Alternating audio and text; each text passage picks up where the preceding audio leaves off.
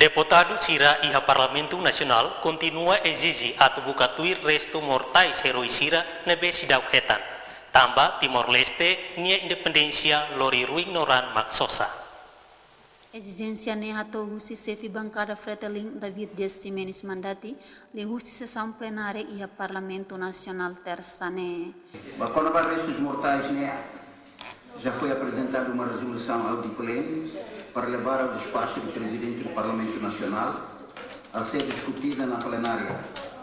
Estou ouvindo agora aquele tema. Desconheço o desenrolar do processo.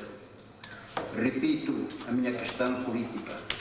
Não é política que quero fazer aqui, mas é a questão do humanismo e, sobretudo, nacionalismo e patriotismo.